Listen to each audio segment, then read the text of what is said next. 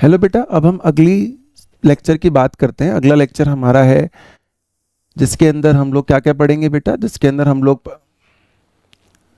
Hello everyone बेटा, अब हम अगले लेक्चर की बात करते हैं यानी कि काइनोडर्माटा से आगे, that is hemichordate, chordate and थोड़ा बहुत साइक्लोस्टोम। अगर हमें टाइम लगा तो एज यूजुअल इसमें पीवाईक्यू होंगे, एग्जाम्पलर के क्वेश्चंस होंगे और एनसीईआरटी एक्सरसाइज के क्वेश्चन भी होंगे।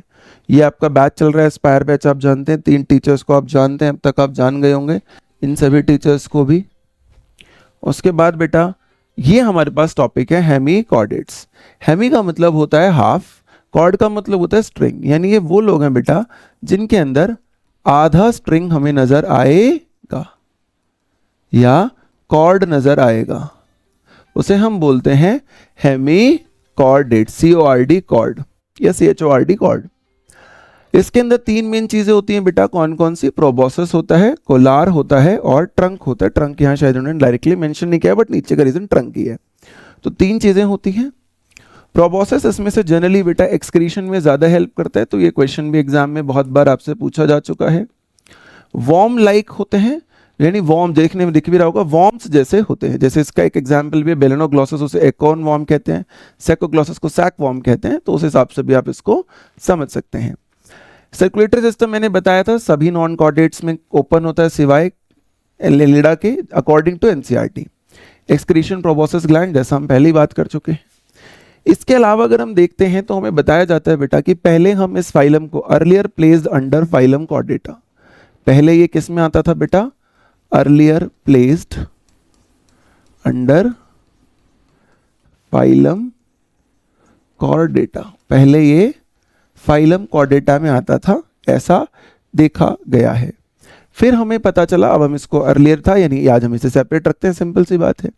इसकी बॉडी में क्या होता है बेटा? रूडिमेंट्री स्ट्रक्चर होता है कोलार रीजन में। रूडिमेंट्री मतलब जो फंक्शनल नहीं है या डैमेज्ड है, डीजनरेटेड है, इन कोलार रीजन। कोलार स्ट्रक्चर और कहाँ सुना है तुमने? कोइनोसाइट सुना था, जो स्पॉन्जोसील को सराउंड करते थे, कॉल्ड एज अ स्टोमोकोड। स्टोमोकोड, स्टोमो का मतलब वही ओरल कैविटी या माउथ,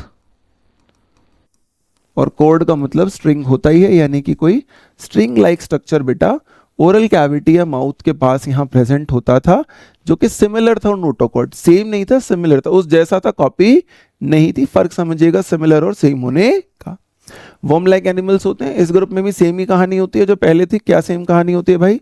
ये भी ऑर्गन सिस्टम लेवल है ऑर्गेनाइजेशन में, ये भी ट्रिप्लोब्लास्टिक है बेटा, ये भी सिलोमेट है। तो जो बातें वहां थी बिल्कुल वैसी ही बातें ये भी बैलेट्रिकली सिमेट्रिकल है, यहां पर भी होती है।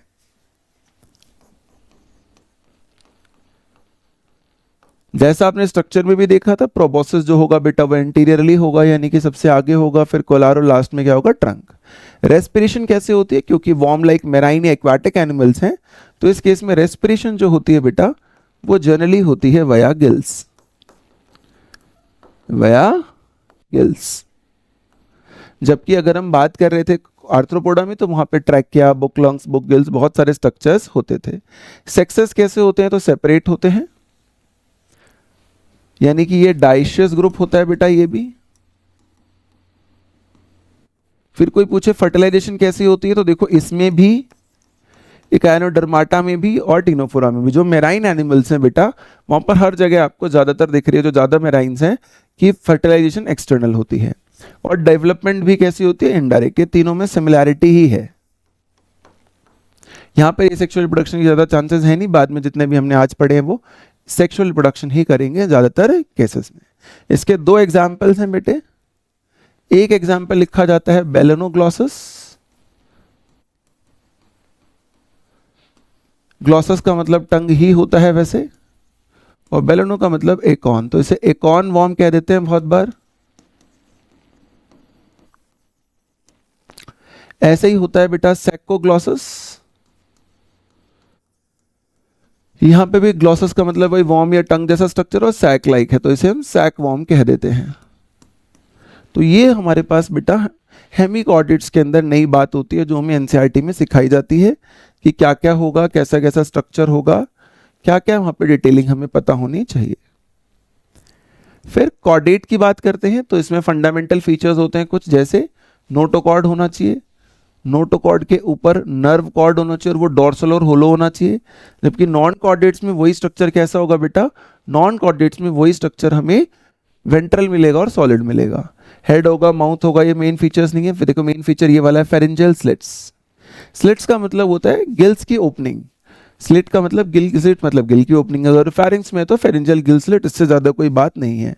पोस्ट एनल टेल कुछ में होती है कुछ में नहीं होती है। अब इसमें गिल स्लिट सबसे ज्यादा कंफ्यूजिंग चीज होती है, हमारे अंदर भी होती है बट एम्ब्रियोनिक डेवलपमेंट के दौरान डिसअपियर हो जाती है। दूसरा, कैसा फंक्शन है, सिंपल सा लॉजिक होता है बेटा, वो क्या बोलते हैं कि माउथ जो होता है वो वाटर को इनटेक करता है, ये गिल्स से एग्जिट कर जाता है, लेकिन वाटर गिल से क्या कर जाता है, एग्जिट। जब एग्जिट ले रहा होता है उस वक्त जो गिल्स में ब्लड वेसल्स है वो वहां से ऑक्सीजन एब्जॉर्ब कर लेती है, ब्लड वेसल्स एब्जॉर्ब ऑक्सीजन, यानी कि पानी पहुंचा ही नहीं स्टमक तक और आपने ऑक्सीजन अपना क्या कर लिया बेटा, वहां से एब्जॉर्ब कर लिया। यही मेन काम यहां होता है। तो ये बात बहुत सिंपल सी है जो हमें समझ में आनी चाहिए। नोटोकॉर्ड होता है, होलो नर्व कॉर्ड होता है यानी खाली है। गिल स्लिट्स मैंने समझा दिए, फेरिंग्स में है इसलिए बस, स्लिट्स का मतलब ओपनिंग होता है, वो अगर फेरिंग्स में है तो फेरेंजियल गिल स्लिट्स। और पोस्ट एनल टेल कभी प्रेजेंट होती है कभी प्रेजेंट नहीं भी होती है। इन फंडामेंटल फीचर्स के अलावा अगर वो आपसे पूछता है तो क्या होता है, तो वही पुरानी बात जो आज तक हम रटते आए हैं, सेम ही है बेटा, हेमिकॉर्डेट वाली ही। क्या भाई, कि बायोलेक्ट्रिकली सिमेट्रिकल होगा, ट्रिप्लोब्लास्टिक होगा, सीलोमेट होगा, है ना, ये जो बातें हैं, या ऑर्गन सिस्टम लेवल होगा ऑर्गेनाइजेशन का। इन बातों में बेटा यहां पर कोई भी चेंज नहीं है, ये बातें बिल्कुल सेम ही रहेंगी। हाँ, एक चेंज आ जाएगा कि वहां पर सिर्फ एनिलुला क्लोज्ड था, इस केस में ज्यादातर लोग कॉर्डेट्स में जनरली कैसे होंगे बेटा, क्लोज्ड सर्कुलेटरी सिस्टम वाले होंगे। ये एक चेंज आप यहां कह सकते हो कि आपको नजर आता है। फिर आपको कॉर्डेट वर्सेस नॉन कॉर्डेट का डिफरेंस बताया जाता है, ये रहा। नोटोकॉर्ड होगा नहीं होगा, सीएनएस डॉर्सल होलो सिंगल होगा, उधर वेंट्रल सॉलिड डबल होगा, फेरिंग्स में गिल स्लिट्स होंगी, जनरली नहीं होंगी, सिर्फ हेमिकॉर्डेट्स में कभी कभी पाई जा सकती हैं। हार्ट यहाँ वेंट्रल यहाँ डॉर्सल इफ प्रेजेंट, इकाइनोडर्माटा में नहीं होता। पोस्ट एनल टेल प्रेजेंट, और पोस्ट एनल टेल क्या होती है बेटा, एब्सेंट होती है, राइट। फेरिंग्स गिल स्लिट्स का होंगी, फेरिंग्स में इसलिए लिखा हुआ है फेरिंजियल गिल स्लिट्स या pharynx perforated bye gill slits, उस बात से हमें कंफ्यूज होने की जरूरत नहीं है।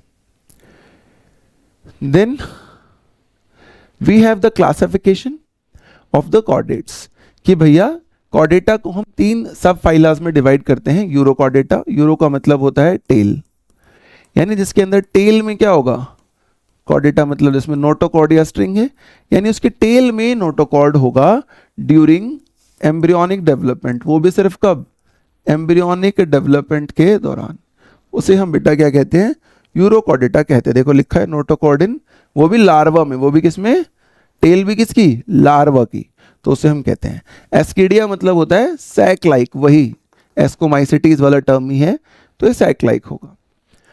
सिफेलोकॉर्डेटा, सिफेलोकॉर्डेटा का मतलब होता है बेटा इसमें हेड टू टेल होगा नोटोकॉर्ड, क्या होगा, हेड टू टेल। तो देखो notochord persists head to tail, और सिर्फ लार्वा में नहीं बेटा, बाद में भी हमें यहाँ दिखता है।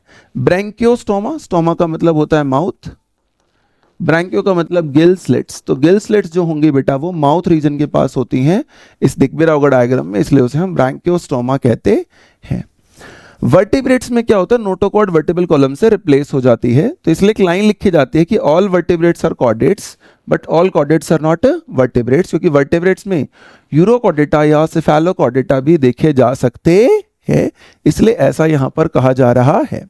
अभी जो यूरो प्लस सिफेलो होता है बेटा, इसके लिए एक टर्म होता है एनसीईआरटी में, यूरो प्लस जो सिफेलोकॉर्डेट्स हैं इनको हम मिला के कहते हैं प्रोटोकॉर्डेट्स, प्रोटोकॉर्डेट्स। प्रोटो शब्द जो होता है बेटा वो हमेशा ही इस्तेमाल हुआ है किस चीज के लिए, प्रिमिटिव या पुरानी चीज के लिए। प्रोटो शब्द यूज हुआ है प्रिमिटिव के लिए, प्रो मतलब पहला, तो पुराने सबसे पहले वाले शायद ये रहे होंगे, इसलिए ऐसा कहा जाता है। और एनसीईआरटी में एक और शब्द होता है ट्यूनिसिएटा। ट्यूनिसिएटा का मतलब होता है एनिमल सेलुलोज। क्या मतलब होता है बेटा? Animal cellulose. तो ट्यूनिक वर्ड यहाँ पर हमारे लिए काफ़ी इंपॉर्टेंट होता है। अब इसके जब हम एग्जाम्पल्स की बात करते हैं तो एक एग्जाम्पल तो आपने पढ़ लिया था यूरोकॉर्डेटा का। तो यूरोकॉर्डेटा में और क्या एग्जाम्पल है? तो एनसीईआरटी में एग्जाम्पल दिया जाता है सेल्पा। सेल्पा मतलब एक सेल्पे नाम का शब्द था जो कि टाइप ऑफ सी फिश है, वहां से लिया गया बेटा ये शब्द ना, बट ये सारी फॉल्स फिशेस होंगी। उसके बाद एक शब्द लिया जाता है डोलियोलम। इसका जो नॉर्मल भाषा में शब्द है, जिस शेप जो थी उस ऑर्गेनिज्म की वो बैरल शेप थी, और बैरल शेप को लैटिन में डोलियोलम कहते हैं, तो हमने इसका नाम डोलियोलम रखा हुआ है। ब्रैंकियोस्टोमा जो हमने सेफलोकॉर्डेट्स में एग्जांपल सीखा था, कहां सीखा था बेटा? सेफलोकॉर्डेट में। उसके ब्रैकेट में एम्फियोक्सस भी लिखा जाता है। एम्फी का मतलब होता है बोथ और ऑक्सस का मतलब होता है शार्प, यानी कि जो हेड और टेल दोनों एंड्स होंगे इस वाले ऑर्गेनिज्म के वो शार्प होंगे। इसी वजह से इसका एक और नाम लैंसलेट या ब्लेड शेप भी कहा जाता है। जैसे ब्लेड में दोनों एंड्स क्या होते हैं? शार्प होते हैं। Both ends are sharp. Head end tail दोनों एंड्स क्या होंगे इसमें? शार्प। तो चीजों का मतलब जब हमें पता होता है तो हमें वो लंबे समय तक बेटा याद रहते हैं, राइट? वर्टिब्रेट्स में क्या होता है? हमने पढ़ाई था बेटा कि notochord replace by vertebral column. तो नोटोकॉर्ड कहां होता है, वर्टिबल कॉलम कहां होता है? तो वर्टिबल कॉलम एडल्ट्स में होगा, नोटोकॉर्ड एम्ब्रियो में होगा। तो यानी हम एम्ब्रियो के नोटोकॉर्ड को कन्वर्ट कर देते हैं। अब जो वर्टिबल कॉलम होता है बेटा वो दो तरीके का हो सकता है। जो वर्टिबल कॉलम होता है बेटे वो दो तरीके का हो सकता है। वर्टिबल कॉलम जो बाद में बनेगा एम्ब्रियो से वो कार्टिलेजिनियस भी हो सकता है, जैसा कि कॉन्ड्रस थाइस में दिखाई देगा आपको, या वो बोनी भी हो सकता है जैसा कि आपको ऑस्टर्स थाइस में दिखाई देगा। ये दोनों ही हम जानते हैं स्पेशलाइज्ड कनेक्टिव टिश्यूज होते हैं। हमारी बॉडी में और क्या फीचर्स होते हैं वर्टिब्रेट्स के अंदर स्पेसिफिकली? तो वर्टिब्रेट्स में कहा जाता है वेंट्रल मस्कुलर हर्ट होता है। हमारा हर्ट जो होता है बेटे वो किधर होता है? सामने की तरफ होता है, राइट? जिसमें चैम्बर्स हो सकते हैं 2, 3 या 4। 2 फिशेस में हो जाएंगे, 3 एम्फीबियंस में हो जाएंगे, 4 हमारे में हो जाएंगे। ऐसे चैम्बर्स हो सकते हैं ऑर्गेनिज्म टू ऑर्गेनिज्म। इनमें किडनीज होती हैं। किडनीज का हमेशा की तरह वही फंक्शन है, वाटर ऑस्मो रेगुलेशन या फिर एक्सक्रीशन। पेयर्ड अपेंडेजेस हो सकते हैं। पेयर्ड मतलब पेयर, अपेंडेजेस मतलब हैंग ऑन एक्स्ट्रा स्ट्रक्चर जैसे हेयर्स वगैरह, जिसमें फिशेस वगैरह में फिन्स दिखाई देंगे और हमारी बॉडी में क्या दिखाई देगा? लिम्स वगैरह नजर आएंगे। तो ये हमें वहां पर बेटा दिखाई देता है एक्स्ट्रा फीचर के तौर पे इन द कॉर्डेट्स। तो इनके नाम हमारे लिए बहुत इंपॉर्टेंट है। यहाँ डोलियोलम था, वहाँ डेंटिलियम था, है ना? यहाँ पे एस्कीडिया है, वहाँ एस्करिस, ऐसे शब्द थे एसके एलिमेंट्स में। इनसे हम कई बार कंफ्यूज होते हैं, जो हमें नहीं होना है। फिर जब हम वर्टिब्रेट के डिवीजन को देखते हैं तो हमारी एनसीईआरटी जो है बेटा वो वर्टेब्रा को बेसिकली क्लासिफाई करती है फर्दर इनटू 2 ग्रुप, एक जिसमें जॉ नहीं है और दूसरा ग्रुप जिसमें जॉ है। जिसमें जॉ है उसे ग्नाथोस्टोमेटा यानी जॉ है स्टोमा में बेटा जब इसको डिवीजन करते हैं, जिसमें जॉ नहीं है वो एग्नेथा है। सिंपल सी बात है। एग्नेथा के अंदर एक क्लास आती है जिसे कहते हैं साइक्लोस्टोमेटा। साइक्लो का मतलब होता है सर्कुलर और स्टोमेटा का मतलब होता है माउथ। तो इनका माउथ सर्कुलर होता है। आज हमारा टारगेट है बस हम साइक्लोस्टोम्स पढ़ लें। तो जब हम साइक्लोस्टोम्स देखते हैं बेटा एनसीईआरटी में तो बताया जाता है, सबसे पहली बात यही बताई जाती है कि ये एक्टोपैरासाइट्स होते हैं ऑन फिशेस। जैसे मोस्टली एंडोपैरासाइट्स थे प्लैटीहेल्मिन्थ्स, ये क्या है? एक्टोपैरासाइट्स, यानी कि बाहरी सरफेस के रहेंगे। और ये क्वेश्चन एक बार नीट के एग्जाम में ऑलरेडी आ चुका है। इसमें कितनी गिल स्लिट्स होती हैं? 6 to 15 pair gill slits. Gill slits मतलब ओपनिंग ऑफ गिल्स, जहां से जब वाटर जाएगा तो आप ऑक्सीजन को एब्जॉर्ब कर लोगे, यानी रेस्पिरेशन में मदद आपकी करेंगे।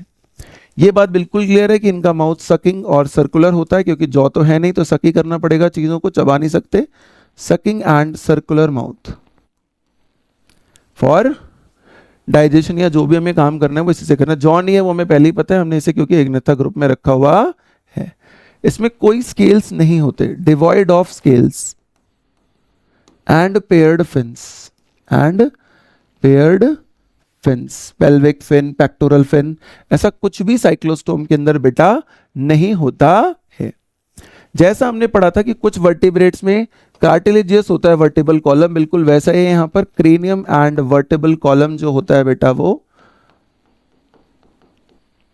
कार्टिलेजिनियस होता है, यानी कि थोड़ा सा सॉफ्टी टेक्सचर में ज्यादा होगा।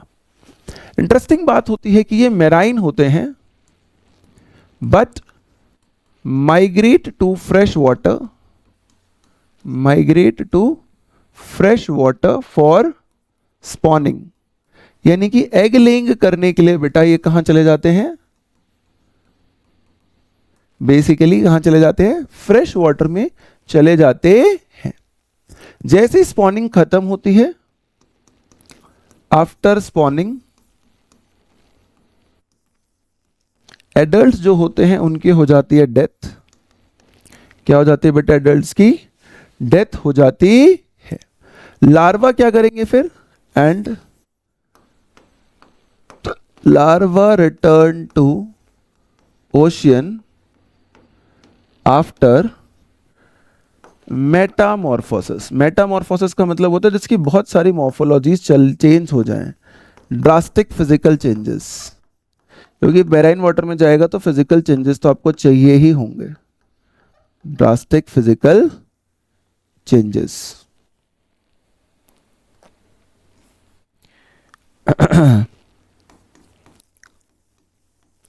दिखाई देते हैं हमें इस पर्टिकुलर ग्रुप में। इसके दो मेन एग्जाम्पल्स होते हैं बेटा, कौन कौन से भाई, एक होता है टेरोमायजोन, टेरो का मतलब होता है मायजोन, टेरो का मतलब होता है स्टोन, और मायजोन का मतलब होता है सक, तो दे अटैच टू स्टोन वया सकिंग, या वहां से फूड सोर्स से वैसे ही लेते हैं। दूसरा होता है माइग्जन या हेगफिश बेटा, राइट। मैगजिन शब्द आता है स्लाइमी से, क्यों कहते हैं ऐसा इसको, क्योंकि ये एक्सेस प्रोडक्शन करते हैं ऑफ स्लाइम। क्या करते हैं लोग, एक्सेस प्रोडक्शन ऑफ स्लाइम, और स्लाइम को माइग्जन कहते हैं लैटिन भाषा में, ये ग्रीक लैंग्वेज में, तो इसलिए हमने यहाँ पर इसका नाम रख दिया होता है माइग्जन, और वहाँ पर टेरोमाइजन या lamprey.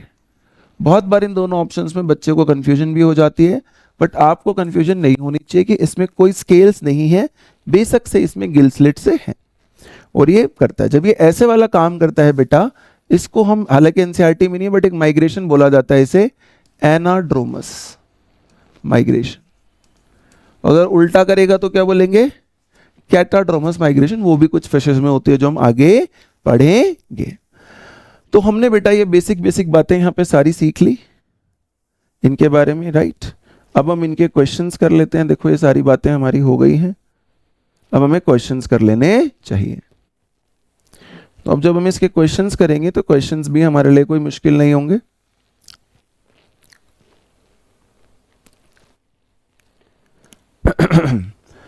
All vertebrates are chordates but all chordates are not vertebrates, अभी सीखा था, क्योंकि भैया कॉर्डेट्स में यूरोकॉर्डेट और सेफेलोकॉर्डेट भी आते हैं, राइट। तो बहुत सिंपल सी बात हो गई ये तो, कि कॉर्डेट के ये फीचर्स होते हैं, लेकिन इसमें यहाँ पर यूरोकॉर्डेटा और सेफेलोकॉर्डेटा भी होता है। एक और शब्द होता है इनवर्टिब्रेट्स। इनवर्टिब्रेट्स का मतलब होता है यूरो और सेफेलोकॉर्डेट भी उसी में चले जाएंगे अलॉन्ग विद जो पहले हेमिकॉर्डेट या उससे पहले के थे, क्योंकि उसमें भी वर्टिबल कॉलम नहीं होता है। तो इनवर्टिब्रेट और नॉन कॉर्डेट में कंफ्यूज नहीं होना है। नीट पीवाईक्यू देखते हैं, which the following is not a feature of chordate. क्या फीचर नहीं है, तो एब्सेंस ऑफ गिल्स, भाई गिल स्लिट्स तो कॉर्डेट्स में होती है, अभी पढ़ा था हमने। एनल पार्ट होता है, नोटोकॉर्ड होता है, डॉर्सल होता है CNS. All vertebrates are chordates, all chordates are not vertebrates. The member of subphylum vertebrates possess notochord during embryonic development, the notochord is replaced by cartilaginous bone. बिल्कुल दोनों बातें ठीक है बेटा, इसमें कोई डाउट हमें नहीं है, ये इसकी बिल्कुल करेक्ट एक्सप्लेनेशन है कि भैया वर्टिब्रेट जो होते हैं वो कॉर्डेट नहीं है। क्यों? क्योंकि कुछ में ही ऐसा होता है कि नोटोकॉर्ड वर्टिब्रल कॉलम से रिप्लेस होता है। तो ये बिल्कुल वही वाली लाइन है जो हम पहले ऑलरेडी पढ़ चुके हैं।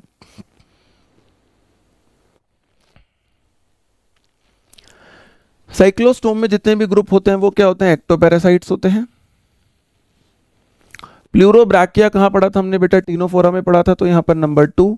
रेडुला पढ़ा था मोलस्का में, तो नंबर 1। स्टोमोकोड पढ़ा था हेमिकोर्डेट में 4।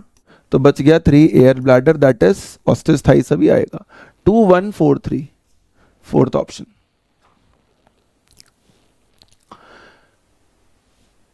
नॉन कॉर्डेट्स के बारे में बताया ना, तो pharynx is perforated bye gill slits, generally नहीं।